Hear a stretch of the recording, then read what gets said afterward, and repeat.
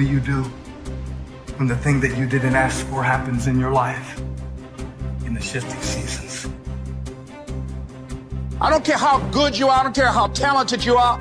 There are some times when things aren't going to go right, and you have to deal with it. You can find yourself stressed out. You can find yourself depressed, mentally fragile because of the experiences, the turbulence that you have gone through. You can experience enough pain in life that it can clobber you to the ground, and you believe you can't do it. You believe that this is it for you. No, it's not. What if you told people the story of, hey, I had a fucked up life, but I don't want to tell you that.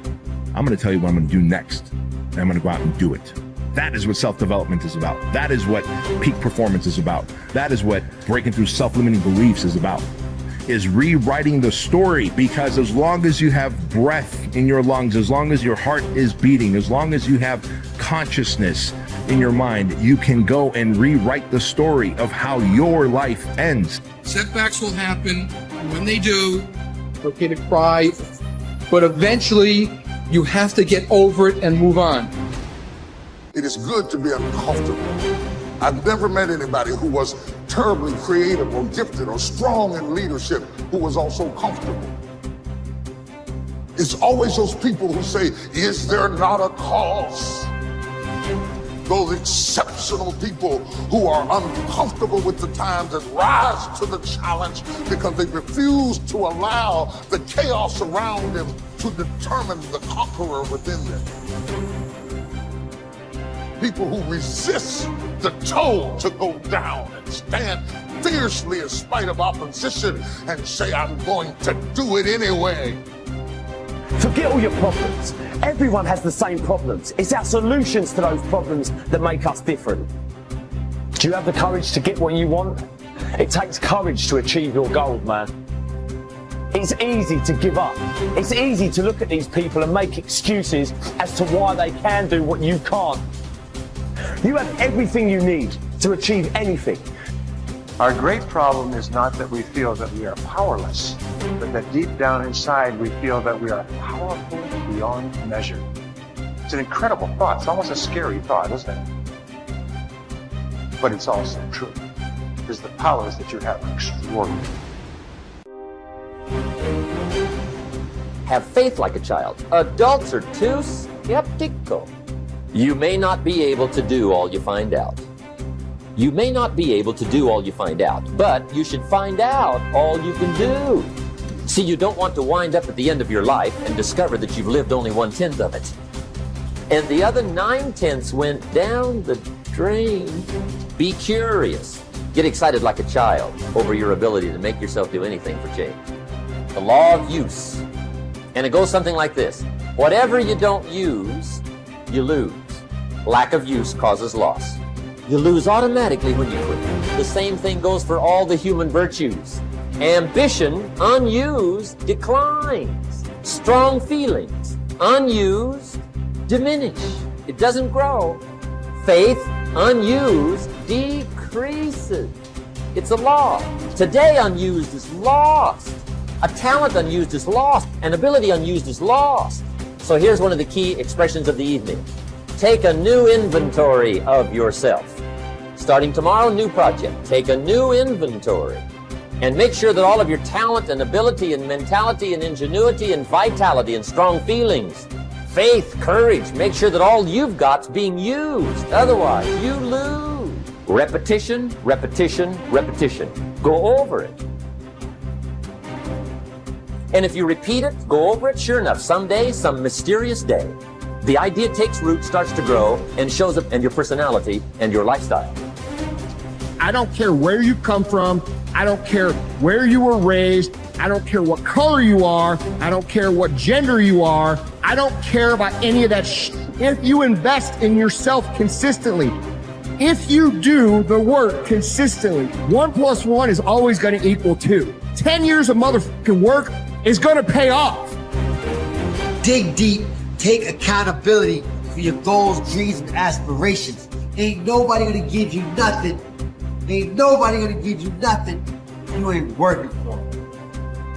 And the reason why some of you can't get to that next level, we don't have enough stuff in you to push you to get through some of the hell you gotta go through.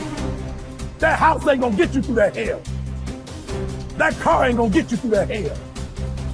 You only go to another level when you're on this level and you eating out of trash cans and you say, enough is enough. I'll do whatever it takes. Do you, be you, for you. Bye.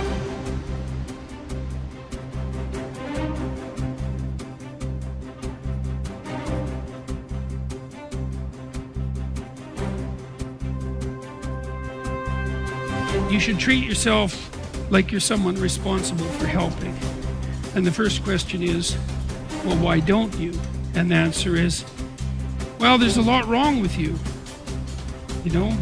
And it's hard to exercise enough love and care in a deep and non-naive way to care properly for something like that. It's an encouragement to assume, to act out the proposition that even if life is as difficult as it seems to be, and if you're as vulnerable and weak in a fundamental sense as you definitely are, and characterized by this terrible propensity for the infliction of voluntary suffering on yourself and others, and that destructive tendency, that there's still something within you that's so remarkable and so aligned with order and being in the proper manner that you can climb above that, let's say like Abel, and that you can make the proper sacrifices, and that you can set yourself right, and you can set your family right, and you can set the world right, and that the mere possibility that that might occur, that that might be within the realm of potential, means that you have a moral obligation to exercise the responsibility to take care of yourself as if you're something that matters. And that if you did that properly, it might turn out that what you did would matter, that it would matter to you, that it would be meaningful in the way that things that matter are meaningful, and that it would matter to everyone around you. If you aim to be something you are not, you will always fail. Aim to be you. Aim to look and act and think like you. Aim to be the truest version of you. Embrace that you-ness. Endorse it. Love it. Work hard at it. And don't give a second thought when people mock it or ridicule it. Most gossip is envy in disguise. I believe that what we become depends on what our fathers teach us at odd moments, when they aren't trying to teach us. We are formed by little scraps of wisdom. Maturity is the ability to live fully and equally in multiple contexts. Most especially, the ability, despite our grief and losses, to courageously inhabit the past, the present, and the future all at once. The wisdom that comes from maturity is recognized through a disciplined refusal to choose between or isolate three powerful dynamics that form human identity. What has happened, what is happening now, and what is about to occur. Immaturity is shown by making false choices. Living only in the past, or only in the present, or only in the future, or even living only 2 out of the 3. Maturity is not a static arrived platform where life is viewed from a calm, untouched oasis of wisdom, but a living elemental frontier between what has happened, what is happening now, and the consequences of that past and present.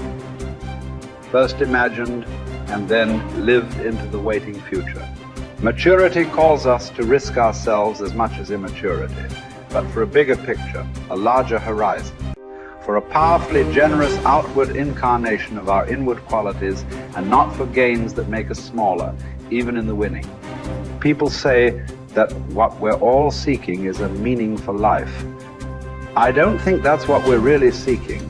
I think that what we're seeking is an experience of being alive, so that our life experiences on the purely physical plane will have resonances with our own innermost being and reality, so that we actually feel the rapture of being alive. Believe me, there is no such thing as great suffering, great regret, great memory. Everything is forgotten, even a great love. That's what's sad about life, and also what's wonderful about it. There is only a way of looking at things, a way that comes to you every once in a while.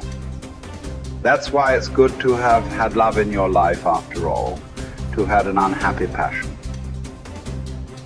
It gives you an alibi for the vague despairs we all suffer from.